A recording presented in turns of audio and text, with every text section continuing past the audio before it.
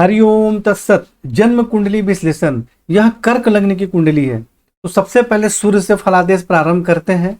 तो सूर्य जो है इस कुंडली में धन एवं कुटुंब के स्वामी हैं। धन के संग्रह और धन और कुटुंब के स्वामी है और तृतीय भाव में पराक्रम के घर में विराजमान है।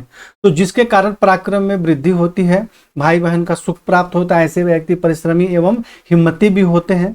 लेकिन ऐसा माना जाता है कि सूर्य यदि तृतीय भाव में विराजमान होते हैं तो बड़े भाई के सुख में कुछ कमी होती है या बड़े भाई नहीं होते हैं।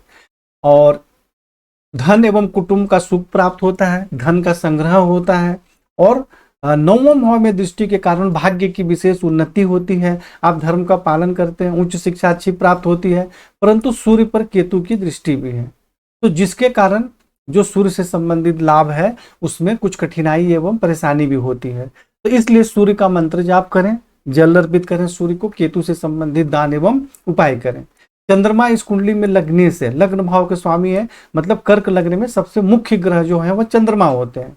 चंद्रमा कहाँ चले गए? द्वादश भाव में चले गए और इस पर शनि की दृष्टि भी है।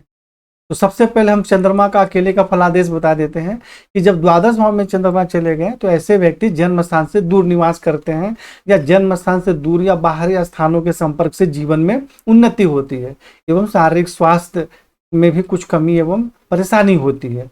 और यहाँ तो चंद्रमा पर जो है शनि की दृष्टि भी पड़ गई। तो अब चंद्रमा एक तो द्वादश भाव में चले गए और दूसरी की शनि से पीड़ित हो गए। तो यह जो है बहुत ही ज्यादा परेशानी का योग बन गया। तो पीड़ित होने के कारण क्या होगा कि शारीरिक स्वास्थ्य, सौंदर्य, सम्मान एवं प्रतिष्ठा में कठिनाई एवं परेशानी होगी। अत्यधिक एवं फिजूल खर्च के कारण भी परेशानियों का सामना करना पड़ेगा। मानसिक परेशानी हो जाती है, नींद सही प्रकार से नहीं आती है। तो इसलिए यहाँ पे आपको चंद्रमा जो है इसका मंत्र जाप करें, इसको प्रबल करें और शनि से संबंधित दान एवं उपाय करें। मंगल जो है इस कुंडली में राजयोग कारक ग्रह है। दसम भाव के स्वामी है, यानी रोजगार के स्वामी है। पिता राज रोजगार के स्वामी है और विद्या बुद्धि संतान के स्वामी है। और मंगल केंद्र और त्रिकोण के स्वामी है। इसलिए कर्क लग्न की कुंडली में मंगल को राजयोग ग्रह माना जाता है। तो मंगल यहाँ स्वराशि में विराजमान है, यह बहुत अच्छा योग है। तो विद्या बुद्धि संतान का श्रेष्ठ योग सुख प्राप्त होता है। पिता राज रोजगार के क्षेत्र में भी सुख, सम्मान एवं सफलता प्राप्त होती है, उन्नति होती है। लेकिन जब मंगल यहाँ अष्टम भाव में दृष्टि डालते हैं तो स्वास्थ्य एवं आयु के संबंध में कुछ सामान्य परेशानी भी होती है। एकादश भाव में दृष्टि के कारण आमदनी बहुत अच्छी होती है और द्वादश भाव में चंद्रमा पर दृष्टि के कारण बाहरी स्थानों के संपर्क से जीवन में उन्नति होती है एवं सफलता भी प्राप्त होती है। और चंद्रमा पर जब मंगल की दृष्टि हो रही है, मतलब लग्नेश चंद्रमा के साथ, और राजयोग कारक ग्रह का संबंध बन रहा है, तो यह बहुत ही अच्छा योग है जीवन में उन्नति के लिए।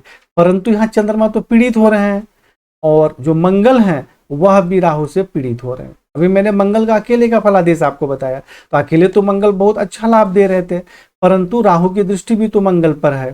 तो जिसके कारण मंगल से संबंधित जो भी मैंने लाभ बताया उनमें कठिनाई एवं परेशानी भी होती है। तो सबसे राजयोग कारक ग्रह जो थे वह तो राहु से पीड़ित हो गए, तो जिसके कारण विद्या बुद्धि संतान और पिता राज्य रोजगार के क्षेत्र में कठिनाई एवं परेशानी होती है। तो यहाँ पे हमें मंगल का मंत्र जाप करें, मंगल को प्रबल भी करें क्योंकि 25 अंश के हैं, अंश बल में कमजोर हैं, और राहु से संबंधित दान एवं उपाय करें। और मंगल चलित कुंडली में क्या हो रहे हैं, ये षष्ठ भाव में चले जा रहे हैं, तो जिसके कारण विद्या बुद्धि संतान रोजगार के क्षेत्र में कठिनाई एवं परेशानी भी होती है। तो इसलिए मंगल को प्रबल करें और राहु से संबंधित दान एवं उपाय करें, जिससे कि आपको श्रेष्ठ लाभ प्राप्त हो सके।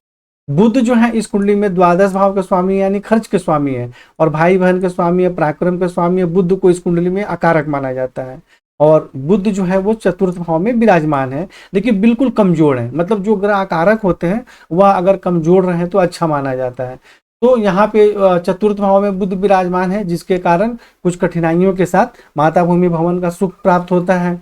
और द्वादश भाव के स्वामी यदि चतुर्थ भाव में विराजमान हो जाते हैं तो जन्म स्थान के दूर या बाहरी स्थानों के संपर्क से जीवन में उन्नति होती है। और दसम भाव में बुध दृष्टि डाल रहे हैं, जिसके कारण परिश्रम के माध्यम से एवं बाहरी स्थानों के संपर्क के माध्यम से भी रोजगार में सफलता प्राप्त होती है। तो बुध का समान उपाय जो आपको बताए गए हैं वह करना है। बुध का रत्न इत्यादि आपको धारण नहीं करना है। गुरु जो है इस कुंडली में भाग्य भाव के स्वामी है, यानी भाग्येश है, और षष्ठ भाव रोग एवं शत्रु के स्वामी है। तो त्रिकोण के स्वामी है तो विशेष कारक होते हैं, लेकिन षष्ठ भाव के स्वामी है तो थोड़ा अकारक का भी गुण होता है। तो गुरु जो है यहाँ पे 10वें भाव में विराजमान है। यह बहुत ही अच्छा योग है आपकी कुंडली में। तो यहाँ गुरु के विराजमान होने के कारण पिता, राज्य एवं रोजगार के क्षेत्र में सुख, सम्मान एवं सफलता प्राप्त होती है, उच्च पद प्राप्त होता है, भाग्य की उन्नति होती है, आप धर्म का पालन करते हैं, और मतलब यहाँ पे गुरु जो है बहुत अच्छा लाभ दे रहे हैं। और द्वितीय भाव में दृष्टि डालती है तो धन एवं कुटुंब का श्रेष्ठ सुख प्राप्त होता है, धन का संग्रह होता है। चतुर्थ भाव में दृष्टि के कारण माता, भूमि, भवन का सुख प्राप्त होता है। और षष्ठ भाव में स्वयं के घर में दृष्टि डाल रहे हैं, जिसके कारण शत्रु पक्ष पर प्रभाव रहता है और नौकरी में बहुत अच्छी सफलता प्राप्त होती है, और ननिहाल पक्ष से भी सहयोग प्राप्त होता है। और गुरु 9 अंश के हैं लेकिन वक्री हैं, इसलिए गुरु को प्रबल माना जाएगा। तो गुरु आपके कुंडली में बहुत ही अच्छा और श्रेष्ठ लाभ प्रदान कर रहे हैं। गुरु शनि के साथ विराजमान है, लेकिन शनि से जो है गुरु पीड़ित नहीं होते हैं। गुरु को सिर्फ राहु ही सबसे ज्यादा पीड़ित करते हैं, तो राहु की दृष्टि गुरु पर है नहीं, और गुरु यहाँ पे बहुत अच्छा लाभ दे रहे हैं। परंतु अपने जीवन में लाभ और हानि ग्रहों की दशा अंतरदशा के अनुसार चलती है। अब गुरु आपके कुंडली में बहुत अच्छा लाभ दे रहे हैं, लेकिन यदि चंद्रमा की या राहु की और मंगल की, जो कि राहु से पीड़ित है, इनकी दशा आएगी तो आपको परेशानी भी होगी। तो इस प्रकार समझना चाहिए। शुक्र जो है इस कुंडली में आय भाव के स्वामी है और माता, भूमि, भवन के स्वामी है, यानी आमदनी के स्वामी, माता, भूमि, भवन के स्वामी है, और द्वितीय भाव में विराजमान है। आय भाव के स्वामी यदि धन भाव में विराजमान हो जाए, या धन भाव के स्वामी आय भाव में विराजमान हो जाए, तो धन के लिए बहुत अच्छा योग होता है। परंतु शुक्र यहाँ सूर्य के घर में विराजमान है, इसलिए कुछ कठिनाइयों के साथ धन एवं कुटुंब का सुख प्राप्त होता है, धन का संग्रह होता है, आमदनी बहुत अच्छी होती है। ऐसे व्यक्ति को जीवन में धन की कमी नहीं होती है। अष्टम भाव में दृष्टि के कारण आयु में वृद्धि भी होती है, परंतु शुक्र यहाँ कमजोर है, 2 अंश के हैं, बिल्कुल कमजोर है। और माता, भूमि, भवन का भी सुख प्राप्त होता है, लेकिन एक तो जो शुक्र है वह सूर्य के घर में विराजमान है, और दूसरी अंश बल में बिल्कुल कमजोर है। तो माता, भूमि, भवन, आमदनी, धन, इन सब से संबंधित श्रेष्ठ लाभ प्राप्त करने के लिए शुक्र को प्रबल करना आवश्यक है, जिससे कि हमें श्रेष्ठ लाभ प्राप्त हो सके। शनि जो है इस कुंडली में 7वें भाव के स्वामी है और 8वें भाव के स्वामी है, आयु के स्वामी है, पत्नी एवं वैवाहिक जीवन के स्वामी है। और शनि को जो है इस कुंडली में अकारक माना जाता है, कर्क लग्न की कुंडली में। और शनि जो है यहाँ पे 10वें भाव में अपने नीच राशि में विराजमान है, परंतु शनि वक्री है, इसलिए यहाँ पर शनि का नीच भंग हो रहा है। अगर वक्री नहीं होते तो नीच राशि में माना जाता, लेकिन वैसे भी एक नियम यह भी है कि लग्न से अगर केंद्र में विराजमान होते तो भी नीच भंग हो जाता है। तो मुख्य बात है यहाँ पे शनि का नीच भंग हो रहा है, परंतु यह मंगल के घर में विराजमान है, तो जिसके कारण कुछ कठिनाइयों के साथ पिता, राज्य एवं रोजगार का सुख प्राप्त होता है, और रोजगार में कठिनाई एवं परेशानी भी होती है, और रोजगार में उन्नति सही प्रकार से नहीं होती है, धीरे धीरे उन्नति होती है। लेकिन पत्नी एवं वैवाहिक जीवन का सुख प्राप्त होता है, पत्नी भी रोजगार करने वाली होती है। और यहाँ से शनि जब चंद्रमा पर दृष्टि डाल रहे हैं तो ये बहुत परेशानी का योग बन गया। चंद्रमा जो है आपके लग्नेश है, तो यहाँ दृष्टि के कारण शारीरिक स्वास्थ्य, सौंदर्य, जीवन की उन्नति में कठिनाई एवं परेशानी होती है, मानसिक परेशानी बनी रहती है, और अत्यधिक एवं फिजूल खर्च के कारण भी कठिनाई परेशानी होती है, कभी कभी नींद ठीक से नहीं आती है। और शनि यहाँ से जब चतुर्थ भाव में दृष्टि डालेंगे तो माता, भूमि, भवन का सुख प्राप्त होता है। सप्तम भाव में स्वराशि में दृष्टि डालेंगे तो पत्नी एवं वैवाहिक जीवन का सुख प्राप्त होता है, दैनिक रोजगार में सफलता प्राप्त होती है। तो एक ही ग्रह लाभ और हानि दोनों देते हैं। जैसे शनि यहाँ पर 10वें भाव में है तो कुछ रोजगार में कठिनाई होती है, रोजगार में उन्नति सही प्रकार से नहीं होती है, और यहाँ दृष्टि डालेंगे तो स्वास्थ्य एवं जीवन की उन्नति में कठिनाई एवं परेशानी होती है, लेकिन माता, भूमि, भवन का सुख अच्छा प्राप्त होता है।